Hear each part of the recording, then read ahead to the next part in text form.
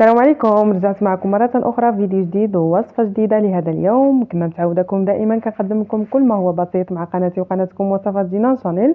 في هذا الفيديو غادي نحضر معكم سمك السردين، غادي نعمروه بالشعرية الصينية، كيجي غزال. وبالنسبة لهذه الطريقة هذه إلا جربتوه غادي تعتمدوا عليه، وأيضا بالنسبة للوليدات ديالكم غادي يفضلوا بهذه الطريقة هذه وغادي تعتمدوا عليه طيلة أيام رمضان. وأنا متأكدة، أنا صراحة جربته بهذه الطريقة، زعما كنفضلوا بزاف بهذه الطريقه هذه، وان شاء الله حتى نتوما كذلك غادي يعجبكم. وما نطولش عليكم، نبداو على بركه الله في طريقه التحضير، ونتمنى انكم تبقوا معي حتى نهايه الفيديو. اول حاجه اللي بديت بها، خديت السردين بعد ما نقيته مزيان وغسلته حيدته من الشوك. حاولوا انكم تنقيوه مزيان من الشوك ديالو. غادي نكتفي بهذه الطريقه هذه. بالنسبه للكميه، انا خديت كيلو ديال السردين، تقريبا نقص منه واحد 7 ديال الحبات او 5. غادي نكتفي بهذه الكميه، واكيد نتوما على حسب الكميه ديال الاسره اللي نتوما غادي تحتاجوا. بالنسبه للشرموله كما كنعرفوا جميع، عندي الكزبر، الثومه. بالنسبه للتوابل، الملح، الكمون، التحميره، شويه ديال الابزار والحمضه.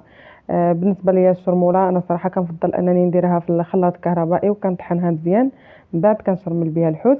غادي نضيف الكزبر والثومه، وغادي نعصر عليها الحامض والتوابل، وغادي نطحنها وباش نشرمل بها الحوت.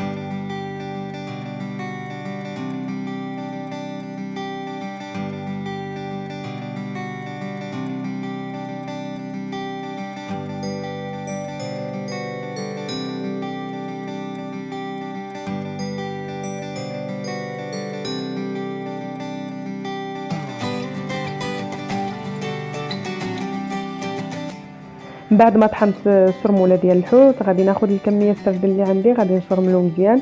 بالنسبه للشرموله كنفضل انني نديرها في الخلاط الكهربائي. كما كنعرفوا كاين الوليدات اللي ما كيبغوش ياكلوا السردين على حساب هذه الشرموله هذه.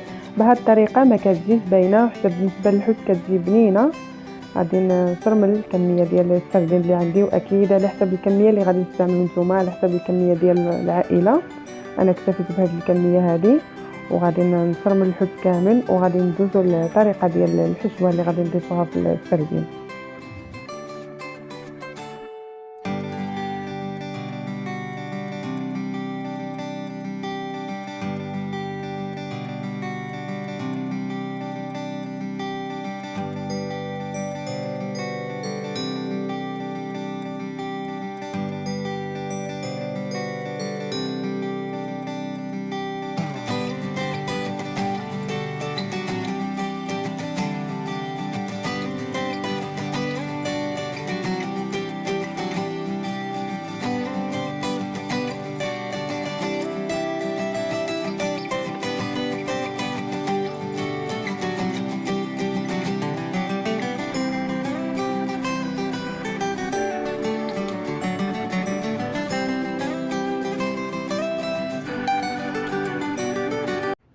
دابا غادي نبدا نوجدوا الحشوه. بالنسبه للحشوه غادي نستعمل فيها الخيزو واليوشو. غادي نكتفي بهذه الكميه هذه.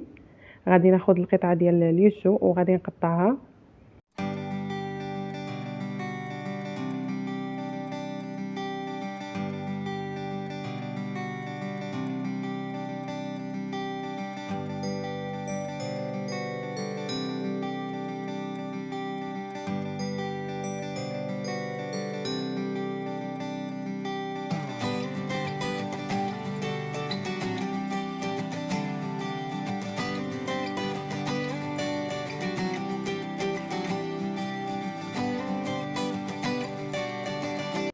بعد ما ضفتو على نار قليله، خديت الحبه ديال الخيزو حكيتها، وغادي تاخذوا شويه ديال الزيتون.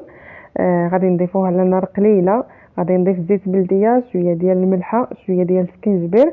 غادي تخليوها حتى يتشحن لكم مزيان، ومن بعد غادي تضيفوا الخيزو والزيتون. وغادي نستعملوا الشعريه الصينيه، غادي ديروها في الماء طايب وشويه ديال الملحه، يعني كما كنعرفوا الطريقه ديال الطياب ديالها.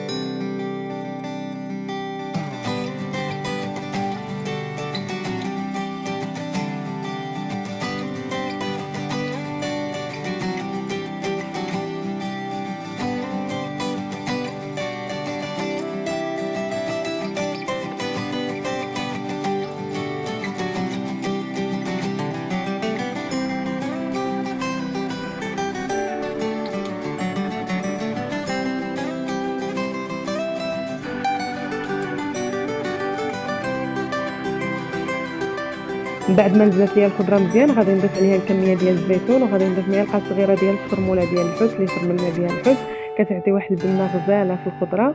وغادي نضيف شويه ديال الحار اكيد على حسب الذوق. بعد ما ضفت الشعريه الصينيه في الماء طايب كانت عندي واجده، خليتها حتى صفيتها مزيان وقطعتها وغادي نضيفها حتى هي.